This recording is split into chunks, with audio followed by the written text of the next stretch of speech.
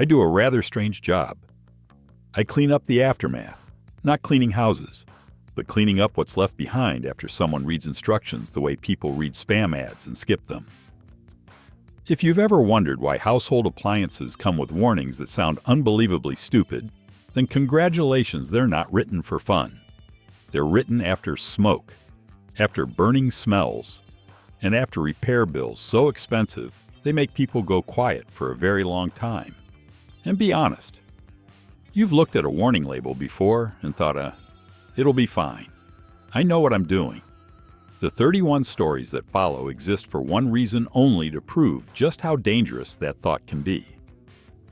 Story 1: 30 minutes to kill germs. He was getting ready for his first date.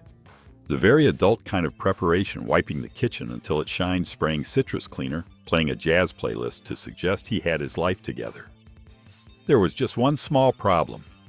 The dish sponge looked like it had survived 2 marriages and an economic recession. So he went online to find a way to disinfect it. The instructions were very clear: 30 seconds in the microwave. His brain read it as 30 minutes, and then logic appeared: longer means cleaner.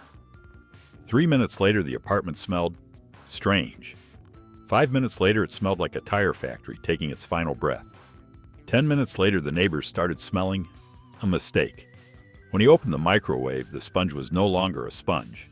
It was a statement, made entirely of burnt smell. The date was canceled. The apartment stayed cursed for a full week. The bacteria might not have all died, but his reputation had no reheat button. Story 2: The turkey that learned to fly. It was Thanksgiving. The family was gathered. The TV was already on. Beer was on the table. And in the backyard, there was a very confident man standing next to a deep fryer. The instructions were very clear: the turkey must be fully thawed. But he looked at the bird frozen solid and thought, it'll be fine. Heat will take care of it. 3 beers were enough to turn a safety warning into a casual suggestion. When the turkey was lowered into the hot oil, ice met extreme heat and decided to fight back. A column of fire shot straight into the sky like a New Year's firework. Neighbors stopped eating mashed potatoes. Someone called the fire department. Someone else started recording. Thanksgiving dinner ended before it even began. No one ate turkey. No one ate anything. That night, the family shared delivery pizza, and the deep fryer became a display piece for a very American lesson: reading the instructions is much cheaper than calling the fire department. Story 3: Cup noodles without water. It was finals week, that special time when students believe sleep is optional and food is a side quest. In a cramped dorm room, he stared at the cup of noodles like it was his last life raft. He peeled back the lid, added the seasoning packet, put it straight into the microwave. One small step was forgotten: water. He pressed start and went back to studying, proud of himself for saving time. 3 minutes later, the room smelled strange. Not like noodles, like plastic having an existential crisis. When he opened the microwave, the cup of noodles was no longer a cup of noodles. It was slowly melting, glued to the turntable like a piece of modern art about hunger and poor decisions. There was no big fire, no alarm sirens, but the smell of plastic stayed. A week later, every time the microwave door opened, the entire room was reminded he didn't starve that day. But the kitchen almost became a campus crime scene. Story 4: The foam party nobody invited. He had just started living alone. Rent was expensive, food money was tight, and in his head, every dollar saved counted as a personal victory. When the dishwasher pods ran out, he looked at the bottle of dish soap by the sink and thought, soap is soap. The machine instructions said something about pods only, but at that moment, economic logic was louder. He squeezed in a reasonable amount of soap, then a little more, just to be safe. 10 minutes later, the dishwasher began producing something not on the plan. White foam spilled through the door seal, then across the floor, then climbed the cabinets like a snowstorm inside the kitchen. When the cycle ended, the kitchen was no longer a kitchen. It was a foam party, no music, no guests, just regret. Standing there ankle-deep in bubbles, he realized he had saved exactly $5 and traded it for 5 hours of cleanup and a lesson that cost far more. Story 5: Ignoring it literally. Mornings before work are always a race. Alarm clock, cold coffee, missing keys, and eyes burning from lack of sleep. He reached out for the eye drops on the shelf. No lights, no double checking. Because who needs to look when you're used to it? One drop, then another. There was just one small problem. It wasn't eye drops. It was super glue. Within seconds, his eyes decided to unite. No opening, no movement. Sealed shut like a badly made promise. 10 minutes later, he was sitting in the emergency room, hands covering his face. The doctor looked at the chart, then looked at him and used every ounce of professional strength not to laugh. The visit ended with medication bandages and a gentle sentence, "Next time, turn the lights on." That was also the first time he truly understood sometimes turning a blind eye is not a metaphor. Story 6, a hair color not on the chart. He was about to attend a class reunion. 10 years since seeing anyone and everyone kept saying the same thing. Looking younger than before is already a win. The hair dye box was very clear. Leave it on for 20 minutes. But in his head, a very familiar thought appeared. If 20 minutes looks this good, 40 minutes must look twice as good. He applied the dye, waited. And then his scalp started feeling warm, then hot in a way that makes you wonder what kind of contract you just signed with chemicals. When he rinsed his hair and looked in the mirror, the bathroom went completely silent. The new color was not brown, not blonde. It was neon orange, the kind of color that should only exist on road warning signs. His scalp burned. His ego burned harder. That night, he still went to the reunion, wearing a beanie, in the middle of summer, and answering every question with the same sentence. "Oh, it's a new style."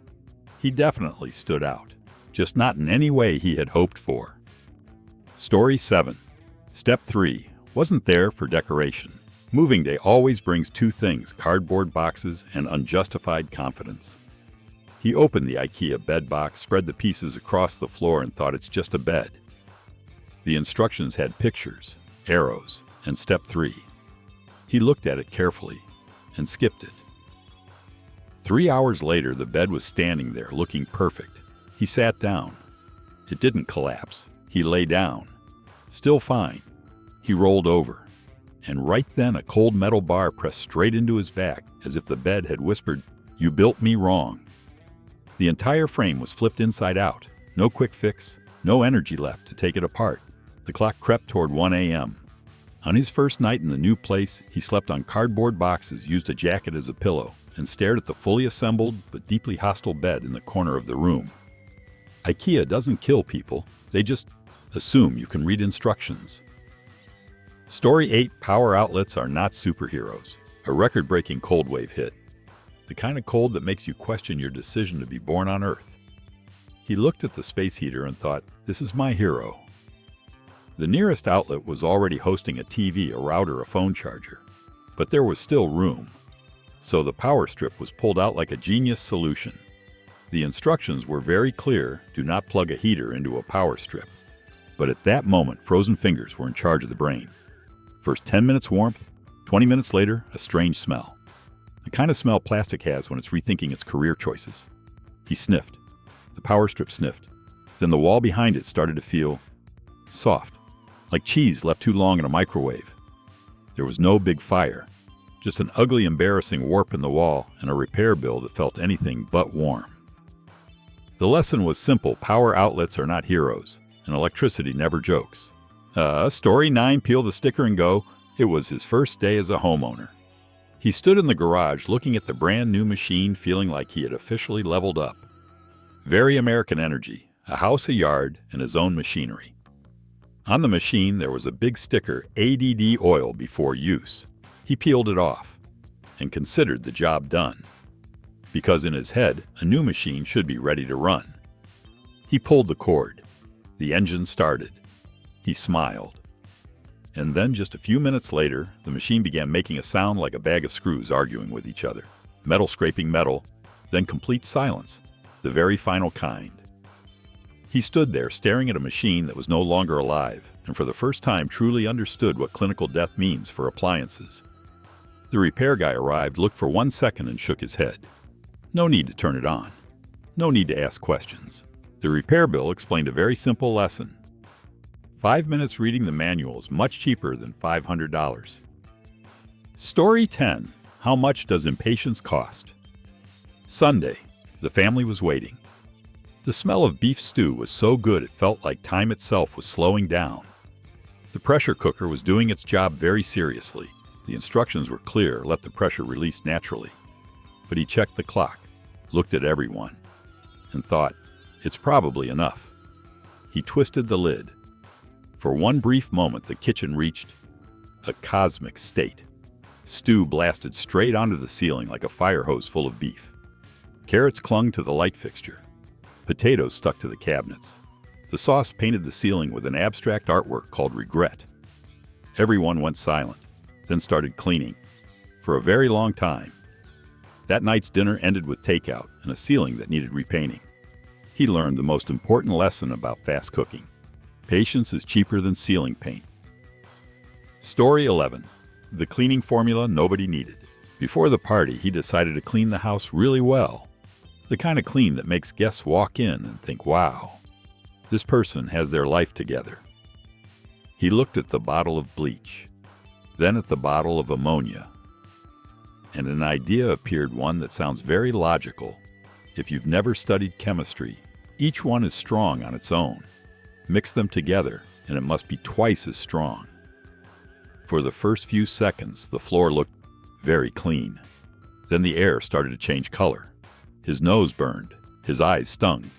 His lungs sent an emergency message.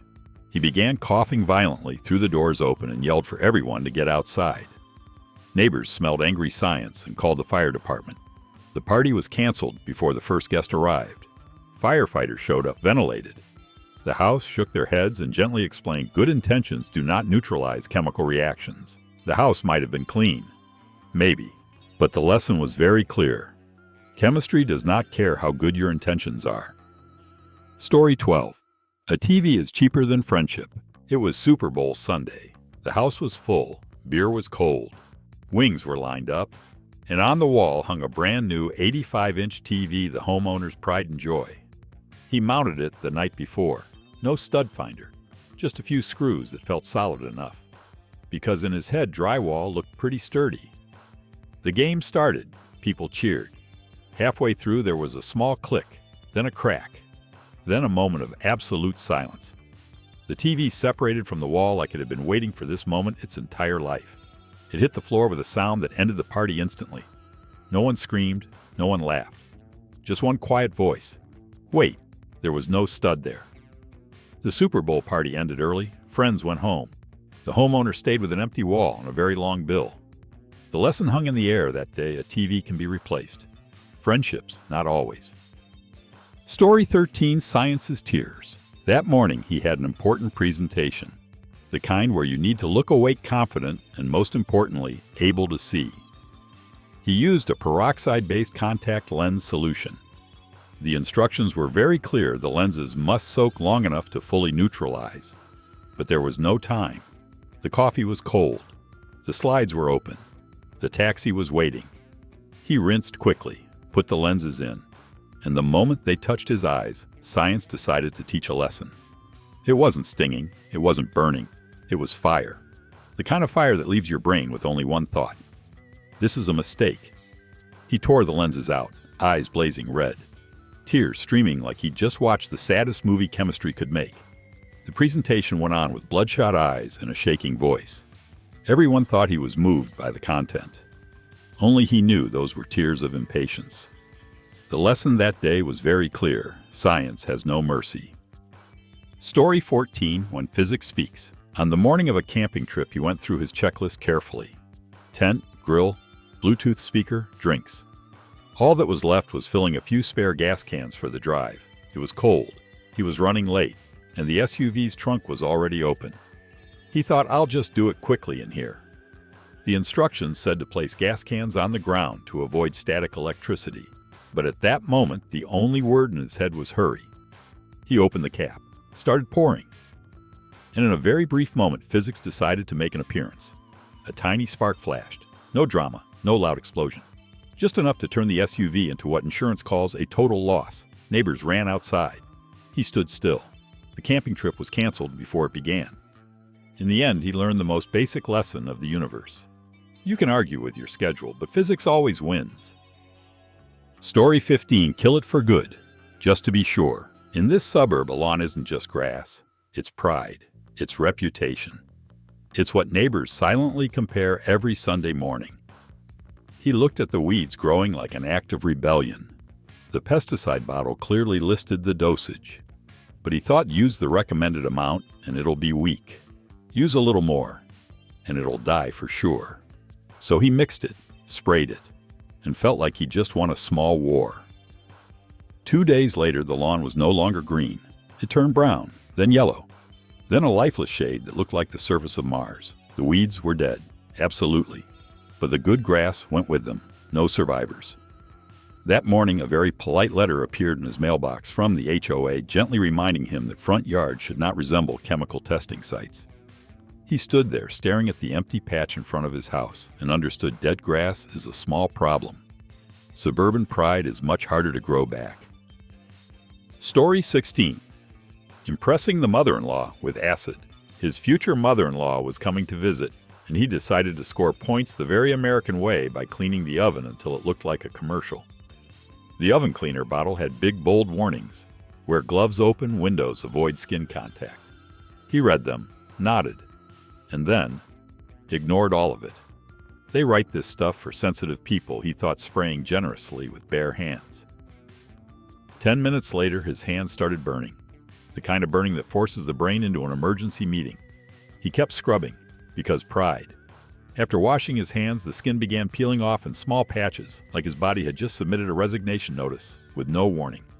The oven was clean, shiny, perfect. He stood beside it, hands wrapped in bandages, like someone who had just lost a duel with chemicals. His mother-in-law walked in, looked at the oven, then at his hands. She asked very gently, "You didn't wear gloves." The impression was definitely made, just not a good one. Story 17. When the tent attacks first. Camping at night always brings a sense of adventure. It also brings darkness, fatigue, and bad decisions. He stood in the field holding a pop-up tent and thought, this thing just pops open. Easy. The instructions said, open slowly, keep your distance. But at that moment, his hands were faster than his brain. He pulled the cord. In a very brief moment, the tent exploded open at the speed of a bad idea. The spring frame snapped straight into his face like a slap with intent. Not hard, just hard enough to make the entire group go silent and then laugh. No blood, just bruised dignity. That night, he decided to sleep in the car. Back seat, no tent, no wind, and no more attempts to do it fast. The next morning, everyone woke up early. The tents were set up. He stepped out of the car with a stiff neck and a very clear conclusion. Round 1, the tent won. Story 18. Rubber can't save you. Guests were about to arrive. The house was almost ready. Only the bathroom sink decided to betray him at the very last minute. He poured drain cleaner down the pipe, the strong stuff, the kind that's supposed to fix everything. There was one line on the bottle printed in bold, "Do not use a plunger afterward." But right now, panic was driving. He grabbed the plunger, set it down, pumped. Instantly, the bathroom turned into a chemistry stage. A jet of liquid shot back up like a mini volcano carrying a sharp smell that made both eyes and lungs protest at the same time. He jumped back, coughing, and slammed the door shut like he was sealing away a monster. The guests arrived. Living room fine, kitchen fine, bathroom, oh, it's being fixed. That door was taped shut. Windows opened and strictly forbidden for the rest of the night. The lesson was short and easy to remember. When you mix chemistry with panic, rubber can't save stupidity. Story 19. Dry shoes, not so much lungs. Winter arrived. Cold weather, windows closed. And the new shoes needed waterproofing right now. The waterproof spray bottle was very clear use in a well-ventilated area. But outside was cold. Inside was warm. He chose warmth. He stood in his small bedroom, door closed, and sprayed. Even coats. Careful coverage. Spraying with the belief that the smell will fade quickly. 3 minutes later, the air started to feel thick. 5 minutes later, he inhaled and felt like his lungs had been wrapped in a thin layer of plastic. Breathing became difficult. His head spun. His brain sent an emergency alert. He opened the window, staggered outside, and called emergency services while wondering why did they even bother writing that on the bottle. In the end, he was fine. The shoes perfectly waterproof. The lungs. They needed an entire afternoon to remember how to function. The lesson was very clear. Dry shoes are nice, but dry lungs matter more. Story 20. Technology has no mercy for the sleep-deprived. After a long flight, he came home completely jet-lagged. His brain was still in another time zone, and his body just wanted to lie down on the floor and sleep. He had just installed a new smart lock. The instructions said after setup, perform a final calibration. He read that part, checked the time, and thought tomorrow is fine. He locked the door, pulled the handle, and the lock decided to test his memory. It jammed. Wouldn't open. Wouldn't accept the code. Wouldn't accept his fingerprint, and didn't care that he owned the house. At 3 a.m, he stood outside in his pajamas phone battery, almost dead neighbors peeking through curtains like it was a late-night crime show. Eventually, a locksmith was called. He opened the door, collected the payment, and said nothing, because he didn't need to. The lesson that night was very clear. Technology cannot fix impatience. Story 21, Romance Glued Apart. Tonight's date was important. The restaurant was booked. The shirt was ironed. And right then, a dental crown decided to loosen up. He looked in the mirror, looked at the clock, then looked at a tube of superglue in the drawer and thought, it's just temporary. No one will know. The instructions were clear, not for use in the mouth. But when love is waiting outside, logic often clocks out early. He applied the glue, pressed gently, closed his mouth to be safe. And in that exact moment, his tongue joined the repair process. Uninvited, but permanently involved. He tried to speak. The sound that came out was like a bee trapped in a glass jar. Too much saliva, no usable words. Dinner happened in a strange silence. His date thought he was the quiet, mysterious type. Only he knew the glue was running the conversation. The night ended early, and he learned an expensive lesson. When glue joins the date, romance comes apart very quickly. Story 22. BBQ doesn't beat biology. It started raining on BBQ day. He looked at the sky, looked at the grill, and made a very reasonable decision. I'll just push it into the garage a bit. The door's open anyway. The instructions said outdoor use only. But just for a bit is always how trouble begins. The charcoal burned, the meat sizzled. The smell spread and then turned into a strange heaviness in the head. Not pain, just dizziness. The kind that makes you sit down for a second and forget when you sat down. Carbon monoxide has no smell, no sound, and no interest in whether you're grilling ribs or sausages. A neighbor noticed the garage door was open, but no one was inside and called 911. The BBQ ended on a stretcher. The ambulance arrived before dessert. The garage was ventilated like a science scene. The lesson was very simple. You can negotiate with the weather, but BBQ never beats biology. Story 23, the expensive shortcut. The wedding was about to start. The suit was pressed. The shoes were polished. Only one small thing left: tidy up the eyebrows. He looked at a tube of hair removal cream and thought shaving takes time. This is faster. There was a small line on the label, something about not using it near the eyes. But time didn't allow careful reading. He applied it, waited, and for a few short minutes everything seemed fine. Until he wiped it off and looked in the mirror. The eyebrows were gone, every single hair. Above them, his forehead was shiny smooth, like it had just been waxed. There was no sharp pain, just a strange hollow feeling that's hard to describe. He spent the entire morning drawing eyebrows back on with a pencil, carefully, trying to make them symmetrical. The wedding went beautifully, but every group photo captured one clear truth: that was the day he learned shortcuts always leave a mark. Story 24, the art of emptying your wallet. After a true mud festival, the sneakers looked like they had crawled out of a battlefield. Dried mud, earthy smell, and a tight schedule that left no room for patience. The instructions said air dry naturally, but air drying takes time. And the dryer was right there, warm, convenient, and full of promises. He stuffed the shoes inside, chose the strongest setting, because of course speed mattered more. The first 10 minutes, nothing happened. After 20 minutes, a strange smell started coming from the dryer. Not a clean smell. The smell of rubber reconsidering its life choices. When he opened the door, the sneakers were no longer shoes. The soles were warped. The uppers twisted. They looked like a piece of modern art called mistake. Unwearable, unreturnable, only observable. He placed them by the door as a daily reminder. Sometimes rushing doesn't just ruin plans, it turns cash directly into art. Story 25. Grilling yourself. Weekend BBQ. Perfect weather. Meat ready. People gathered with beers in hand. The grill was hot, the flame steady, the kind of setup that makes people overconfident. He picked up a bottle of cooking spray. On the label, in big letters, flammable. He glanced at it, then looked away. Because who reads warnings when you're trying to look like a man in front of a crowd? The grill was a little sticky. He sprayed. In an instant, the bottle turned into a flamethrower. Flames shot up like they had personal feelings. Everyone jumped back. He stayed still out of pure surprise. There was no big fire, no fire trucks, just one very specific smell, freshly grilled eyebrows. The BBQ went on. But from that moment, he earned a new nickname. No one remembers what he grilled. They remember the moment he turned himself into the appetizer.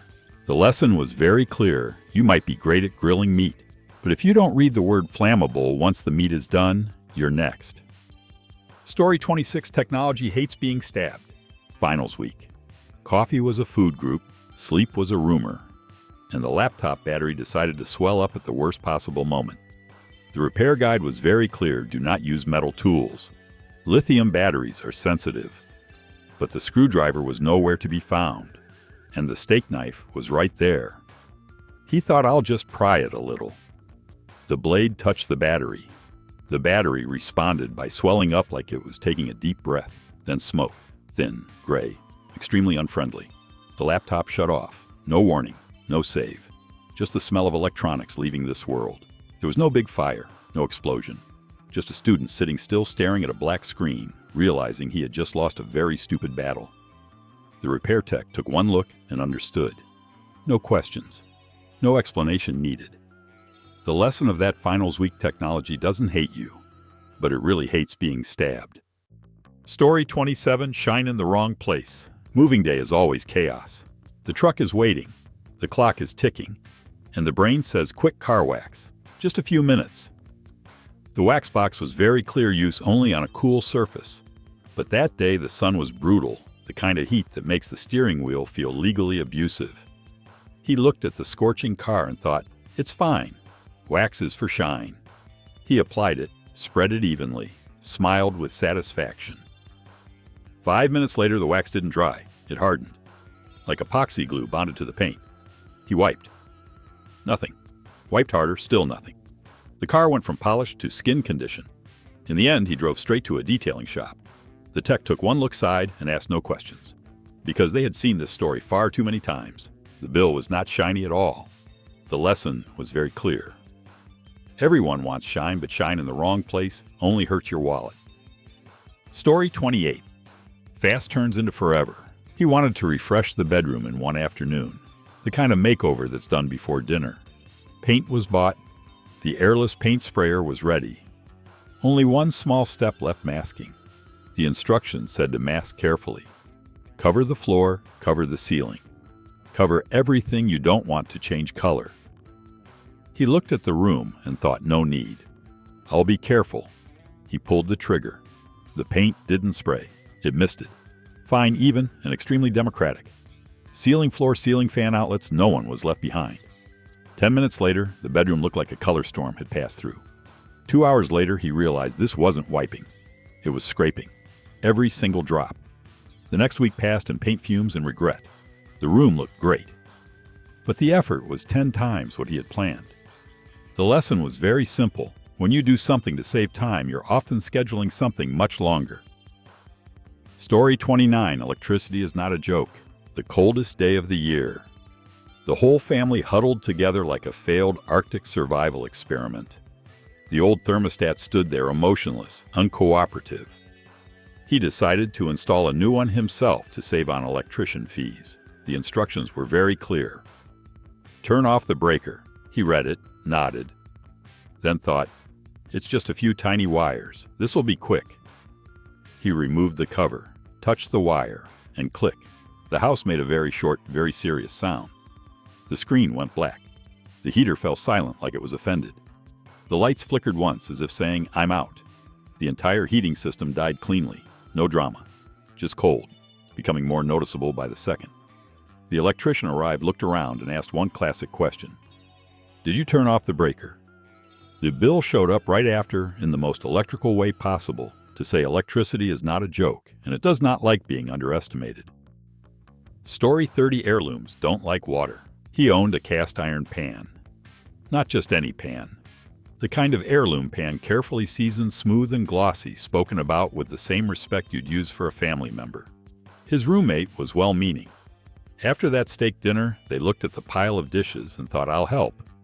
Cast iron care is simple. No soaking, no harsh soap, and absolutely no dishwasher. But the roommate didn't know. And kindness sometimes is a form of danger.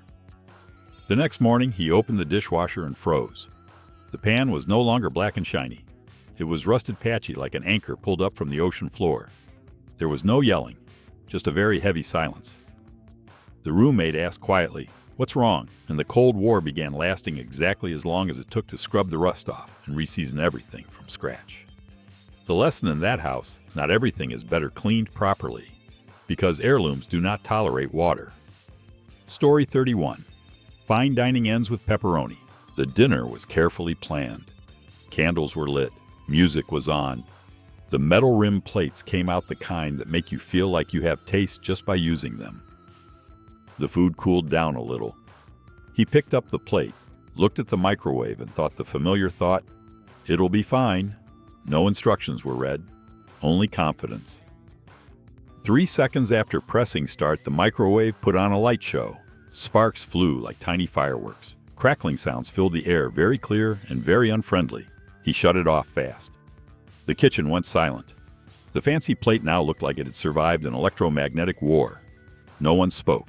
No one kept eating. 15 minutes later, everyone sat around the table eating pepperoni pizza straight from the box, pretending this had been the plan all along. Fine dining was over. The lesson stayed. Sometimes all it takes is one "it'll be fine" to turn a classy dinner into a very American pizza night. 31 stories, 31 very small mistakes, and 31 disasters big enough to explain why instructions are always printed in bold. The common thread wasn't stupidity. It was a moment everyone has had. It'll probably be fine. Doing it halfway should still work. But the truth is, user manuals are not suggestions. They are survival maps written in smoke-burnt smells and repair bills no one wants to keep. Now it's your turn. Out of these 31 stories, which one felt a little too familiar? Tell us. No judgment. And if you enjoy this kind of storytelling, don't forget to subscribe. Because as long as people keep ignoring instructions, we'll never run out of stories to laugh about.